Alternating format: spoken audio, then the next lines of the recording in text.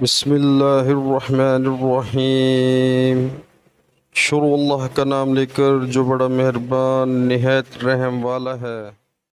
میں اور میرا ایک انصاری پڑوسی دونوں اطراف مدینہ کے ایک گاؤں بنی امیہ بن زید میں رہتے تھے، جو مدینہ کے پورب کی طرف بلند گاؤں میں سے ہے۔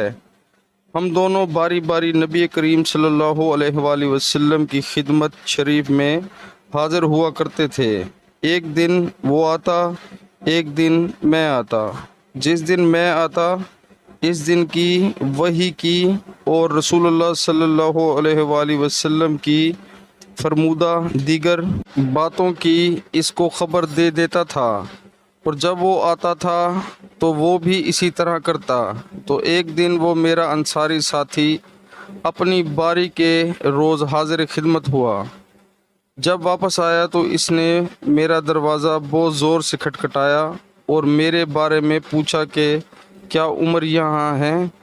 میں گھبرا کر اس کے پاس آیا۔ وہ کہنے لگا کہ ایک بڑا معاملہ پیش آ گیا ہے، یعنی رسول اللہ صلی اللہ علیہ وآلہ وسلم نے اپنی بیویوں کو طلاق دے دی ہے۔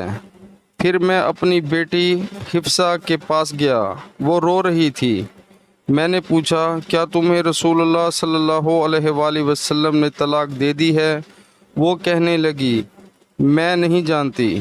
پھر میں نبی کریم صلی اللہ علیہ وآلہ وسلم کی خدمت میں حاضر ہوا۔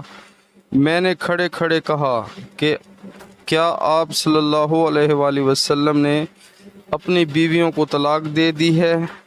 آپ صلی اللہ علیہ وآلہ وسلم نے فرمایا نہیں، یہ افواہ غلط ہے۔ تب میں نے تعجب سے کہا اللہ اکبر، اللہ بہت بڑا ہے۔ پیارے مسلمانوں، اللہ تعالی ہمیں حدیث پاک سننے اور اس پر عمل کرنے کی توفیق عطا فرمائے، آمین۔